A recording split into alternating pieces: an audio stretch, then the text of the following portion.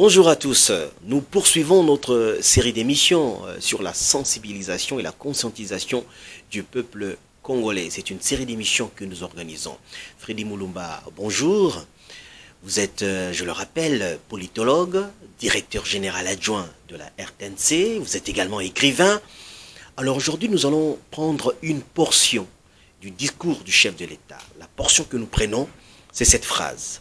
Le monde a soif du cobalt, nous voulons l'emploi et l'industrialisation, phrase prononcée par Félix Tshisekedi le 26 septembre 2019 à la tribune des Nations Unies.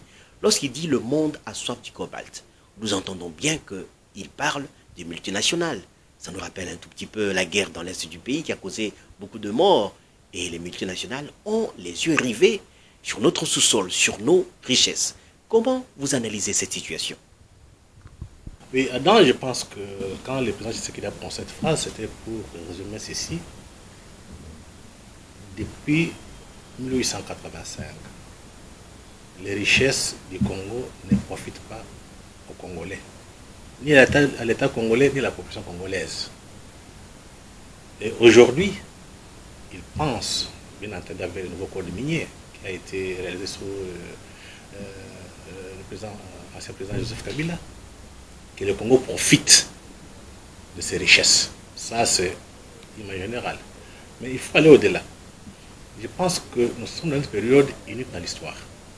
Dans le sens que le Congo a ce qu'on peut appeler la clé de puissance du XXe siècle. Ça signifie quoi? On est en train de parler de révolution numérique.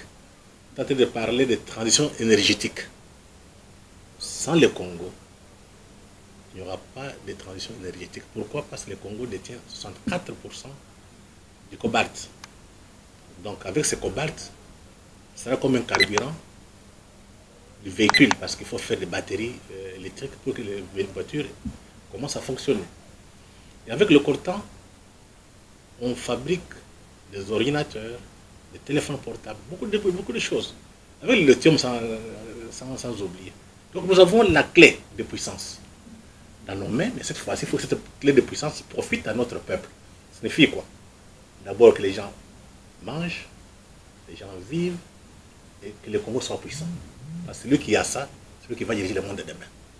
Mais là où les choses se compliquent davantage, c'est de voir que la Chine, qui est en position, qui maîtrise maintenant les nouvelles technologies, contrôle 92% des terres rares. Or, la Chine raffine tout le cobalt congolais dans ses usines. Donc, si la Chine décide aujourd'hui d'arrêter tout, en tout cas, le monde aura soif. Donc, et la Chine et le Congo, c'est les deux pays qui détiennent l'avenir du monde de demain. Voilà quand on part au-delà de ce que le président Tshisekedi a dit. Tout ça, c'est bien beau. On a des richesses. Est-ce qu'on en profite? C'est ça la question qu'il faut se poser. Il faut profiter des richesses, mais il faut également les protéger pour que les multinationales qui aiment la gratuité, venir puiser gratuitement, créer des rébellions, des troubles, comment faire en sorte pour non seulement profiter de nos richesses, mais également les protéger, parce que nous ne sommes pas à l'abri. Nous ne sommes pas à l'abri des rébellions, nous ne sommes pas à l'abri de l'instabilité. Comment faire aujourd'hui pour protéger nos richesses? D'abord, c'est rappeler l'histoire. La guerre de l'AFDEL avait une mission. C'est mettre la main sur les richesses du Congo et empêcher la Chine d'y accéder. C'est ça le but de la guerre de l'AFDEL, qui a été reprise par le RCD en 1998. Mais comment empêcher que ces gens fassent des guerres? Il n'y a pas autre chose. C'est d'abord avoir une armée. Nous devons nous mettre en tête. Tant que vous avez des richesses, vous ne savez pas les protéger, on vient les prendre gratuitement.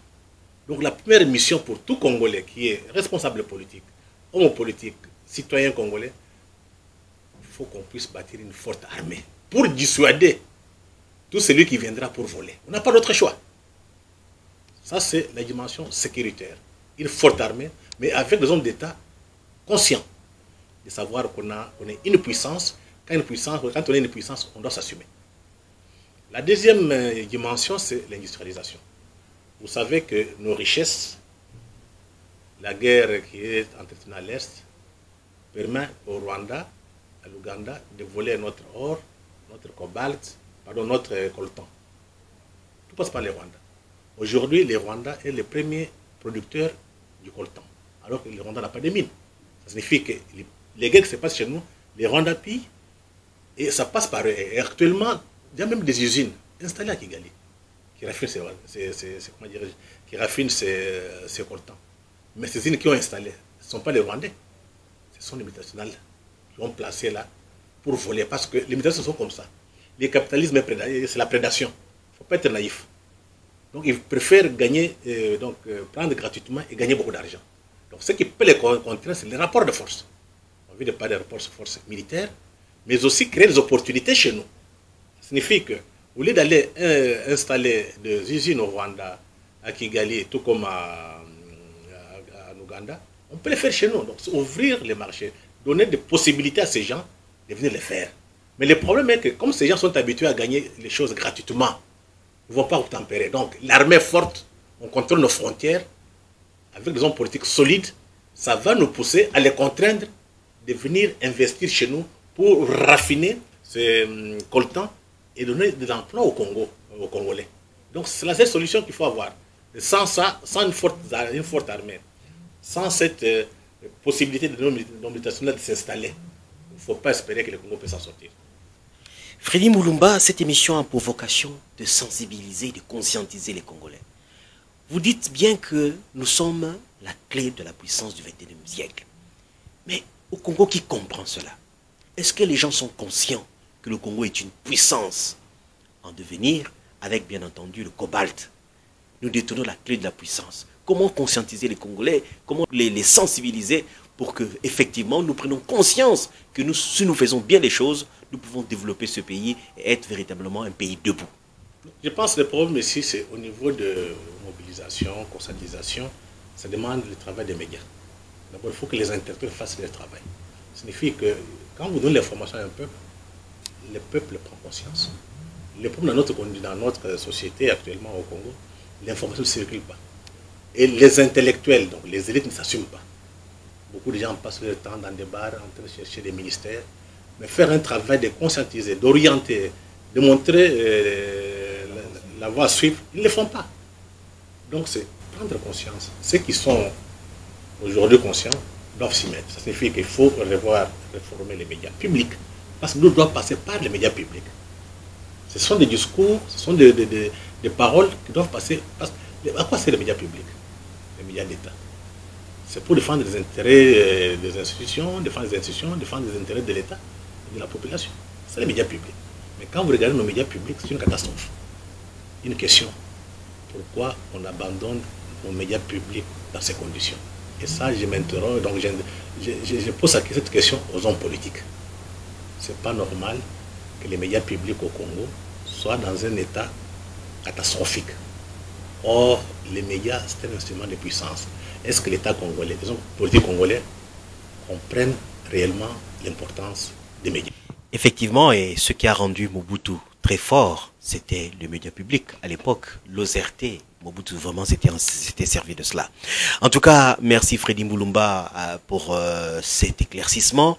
On va vous retrouver prochainement dans un autre numéro de cette série d'émissions sur la conscientisation du peuple congolais. Merci.